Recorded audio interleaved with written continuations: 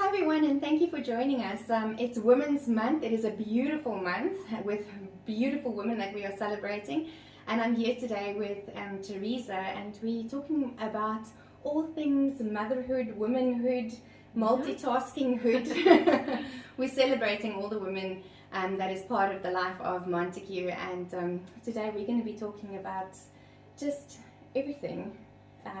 The juggle. The juggle of being a woman.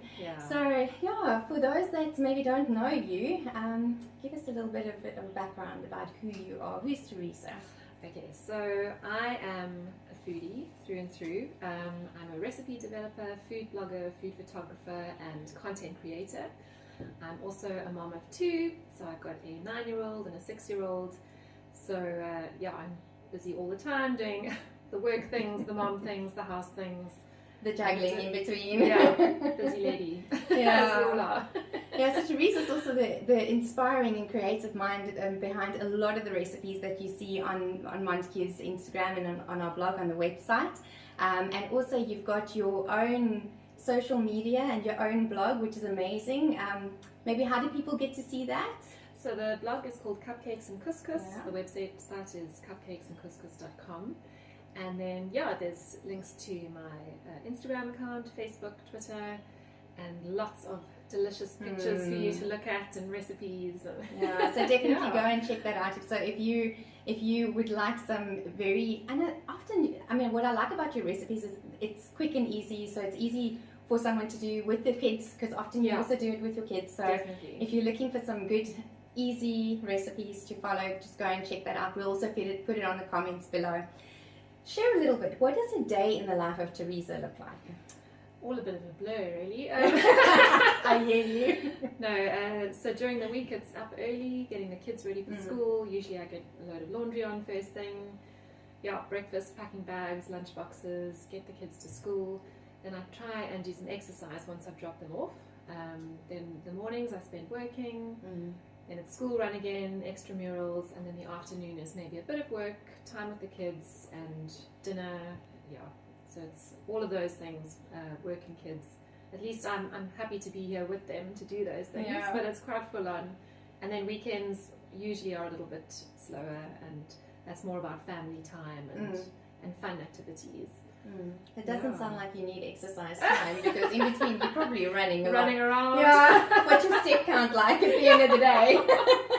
You see, I have to eat as part of my job, so I balance it out. Good, you get your nutrients in.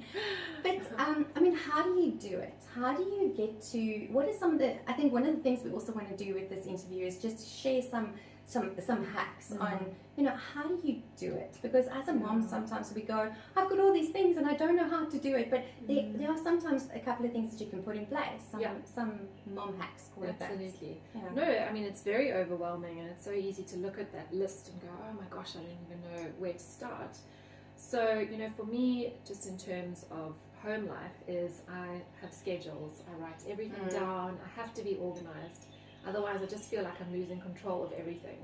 I think as moms, we're like mission control. We have to make sure that everything that needs to go to school goes to school, and there's food in the fridge, and the work's done, and there's the laundry's clean, and there's so much. So for me, what I always do, my biggest hack is I'll spend some time on a Sunday. I'll go through the following week in my diary, and I'll highlight the deadlines, the important things I need to do, all the priorities. And I'll sit and I'll plan, right, what do I need to do for school? What are my work deadlines? What are we going to eat for the week? And I literally plan everything. I'll make a grocery shopping list. So at least I can go into Monday feeling like I know what the bigger picture is. And it doesn't always go according to the plan. There's curveballs and things happen. But at least I feel calmer knowing that the important things are on my list. And I've allocated time to all of them. And just having that time management and that schedule that I can follow, rather than going in and going, oh, what did I have to do on Tuesday and what's happening? So that's my biggest thing that I do. Okay, so literally so not just scheduling your meetings, but actually scheduling personal things that need to happen Everything. as well. Every aspect of life, it's on the schedule. So how do you make sure that you make time for your family, you make time to make sure that they eat healthy, you make time for your husband, and for your work, your clients. How do you make sure that you, Teresa, also have some slots in that schedule? What do you do to look after yourself? It's a difficult one, and I think it literally has to be scheduled. It sounds so silly, but if you don't schedule that time, it doesn't happen. So for me, a big part of self-care is exercise. Even if it's just a walk, it's just to clear my head, get my body moving, and energize myself. So I've got that slot in the morning where I know I can fit it in. It doesn't happen every morning. Sometimes there's other stuff that has to happen. But that's a big one for me, is scheduling exercise. And then it's just little things like, giving yourself permission on the weekend to sit on the couch and read a book or have a nap, although I don't really do that very often. Or, give yourself a face mask or do your nails. And it doesn't have to be a whole long thing. It can be 20 minutes and it's just something you're doing for yourself. So it's little things like that where I try to fit it into the routine. So for example, for me on a Sunday evening, that's my pamper time, and it's not a lot, but it'll just be maybe half an hour of doing something for myself. And it makes all the difference because I just feel like I've had a little bit of a spoil, a bit of me time, and so that's what I do. But it definitely has to be it has to be planned. If you just leave it, it just won't happen. So again, I hear the schedule is very important. Somebody actually once said to me that you need to you have to make an appointment with yourself, and you make that appointment. It's like you wouldn't easily cancel an appointment with a client or maybe an espresso shoot. Maybe it must be something like that. But and in the same way, you won't easily miss an appointment with yourself. You need to make yourself that important. And especially when you have kids around, there's always something that's going to fill the gaps. There's always something to do, something to sort out. So that's why you need to carve away that time for yourself. That's what works for me. I probably need to work on being a bit more spontaneous as well. If something's not on the schedule, it's okay. You can be flexible. But certainly, just trying to plan that into the week is very important. And that's what works for me.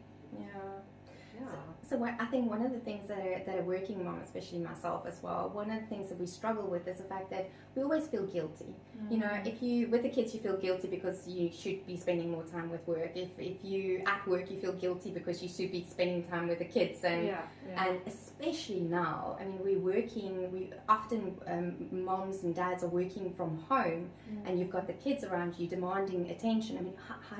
What do you do? What are some of the things to make sure that your kids also get that extra time? What do you do to bring them in and to make sure that they also get their share? I know you feel a bit stretched sometimes. I think first of all, when I do have slots where they aren't around, so for example in the mornings when they're at school, I just make sure that I manage that time very carefully to get the most out of it. And then, fortunately with what I do, a lot of the time I'm in the kitchen. So I'll try and save my recipe development and trials for the afternoons when they're around. So they'll come and taste things, they can be around. It's not like editing work or writing work where I'm at my laptop and I really need to focus.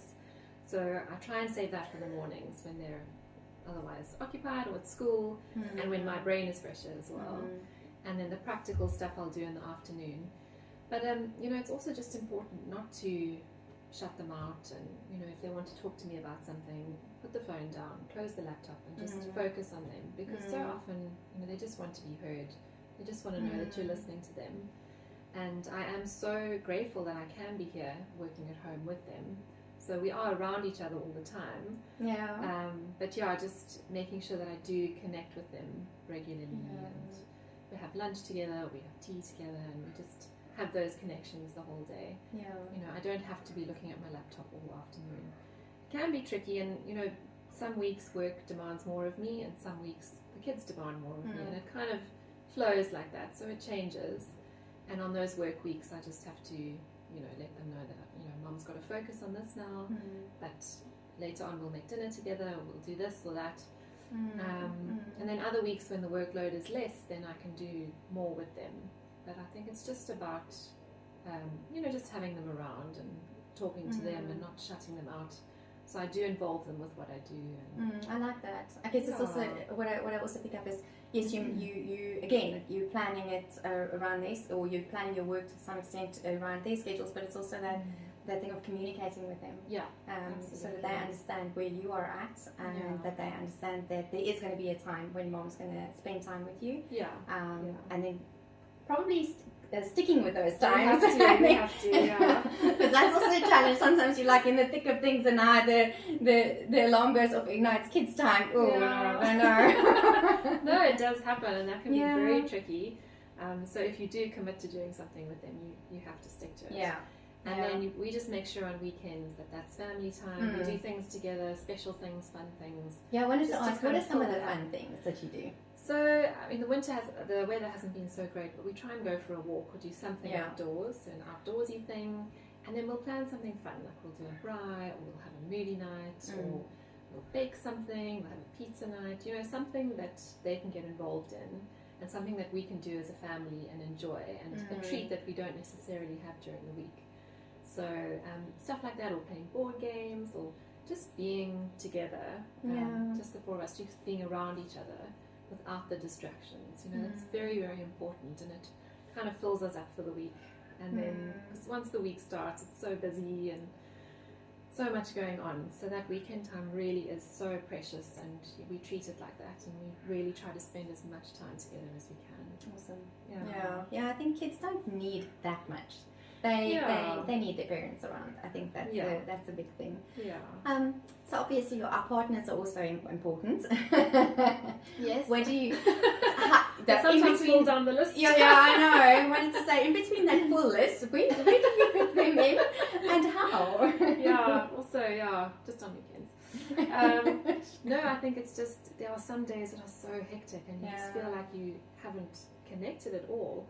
I'm very fortunate that we both work from home, so we try to connect during the day at little points just to check in. How's it going? How's your day happening?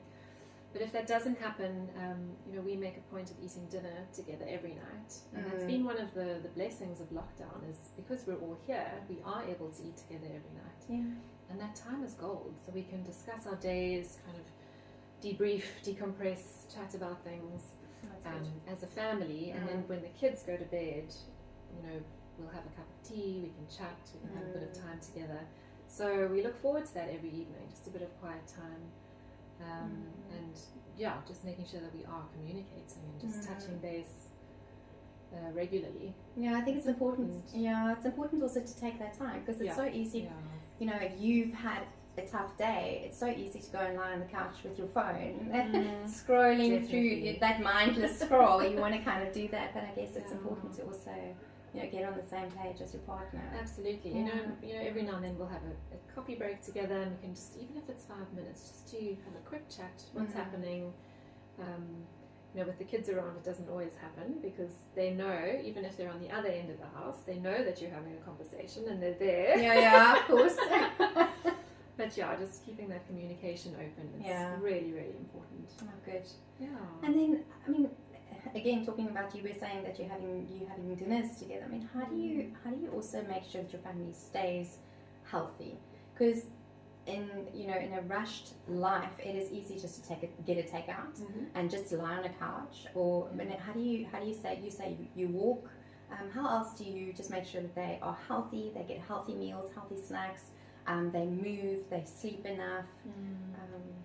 So again, it comes down to the planning. So I plan all the meals, and when I do that, I have a shopping list. I just go once, and I know, right, this is my list for the week.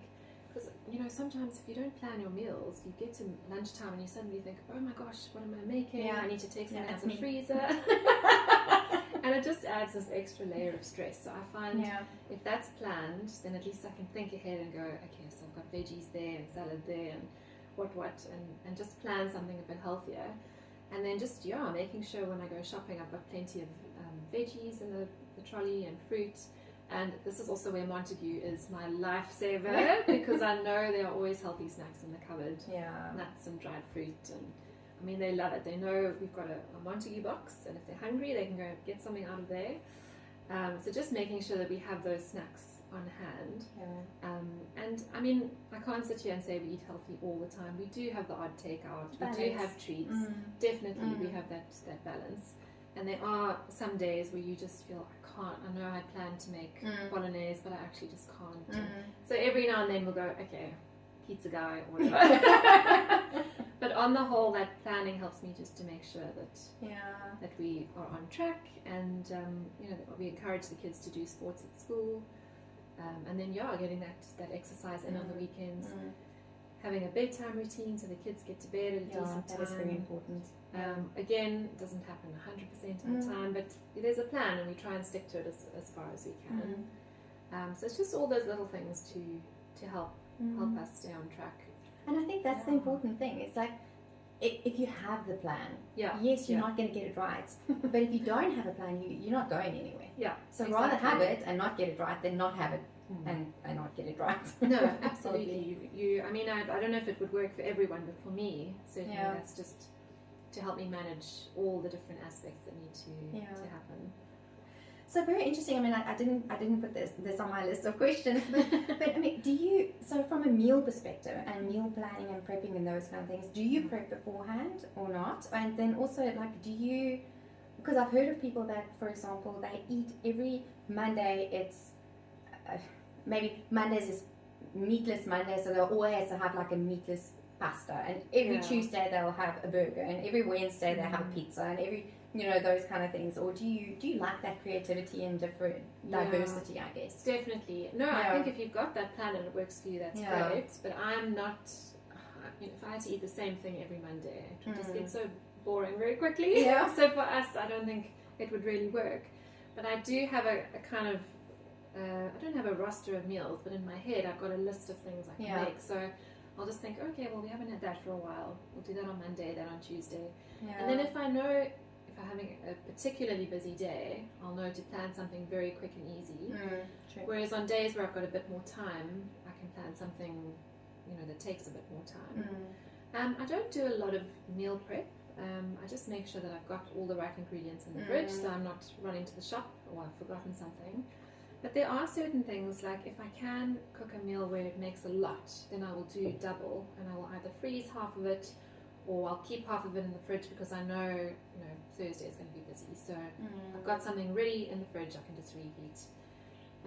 So it depends, and most of the meals I make during the week are things I can do in less than an hour. Also, if I have a gap in the afternoon, I can go, okay, well, let me start cooking the mince and I'll just leave it, or, you know, you kind of slot it in between whatever's happening with work and school. So you just kind of, I'm very flexible. I just work it around the plan. And it works for us. It's like what I'm hearing throughout everything is that you need to take control.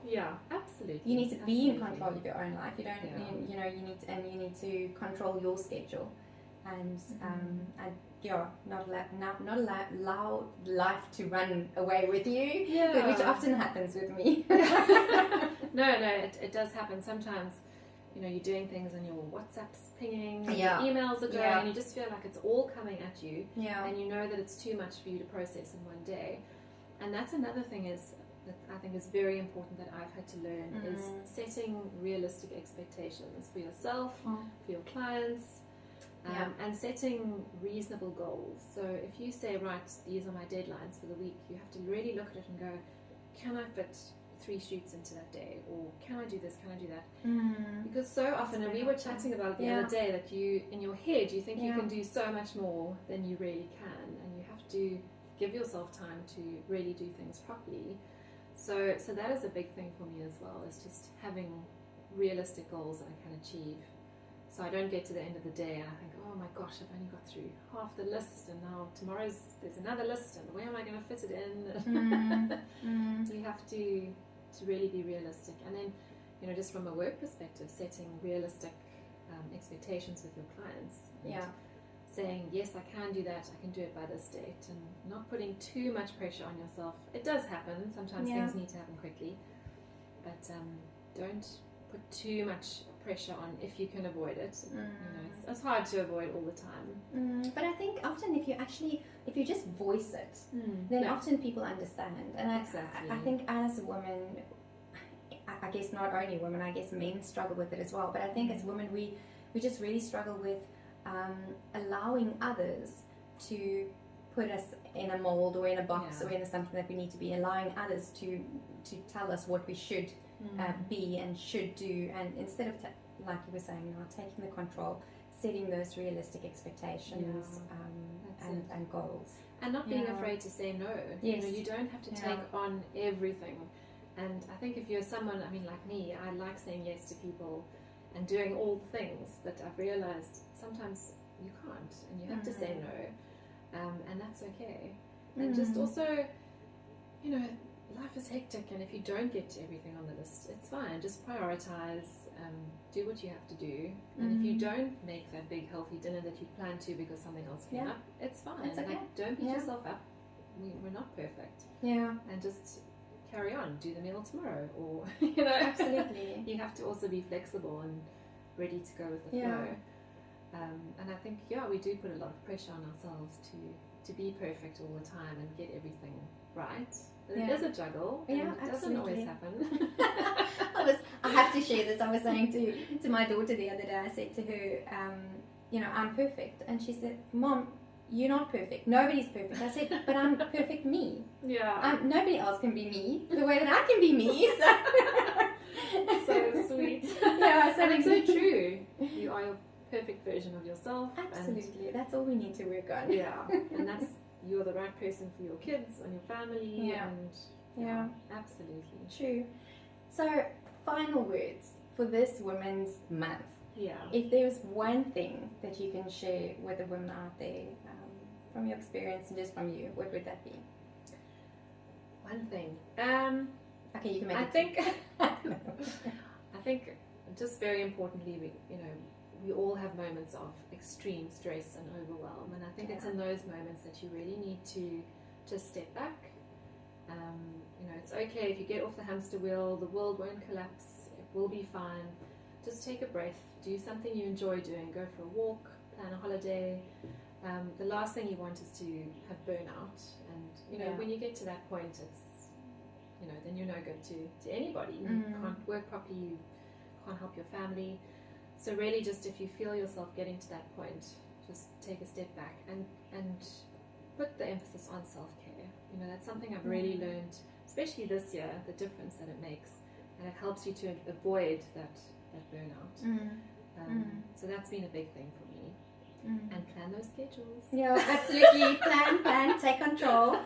And I think also, again, for Women's Month, what we want to do is we want to celebrate women, but I think also what we want to do is we want to inspire women, inspiring women coming alongside other women, learning from one another, learning those hacks and tricks of the trade, I guess, to some extent, tricks of the trade of womanhood. But so thank you so much for your time. I really do. And thank you for everything that you mean to us and what you do for us. I do appreciate it. We really do. I'm really going to encourage you to go and check out Cupcakes and Couscous. We will share your link for the blog and go and check it out and go and get some creative recipes there. Thanks, guys. Bye.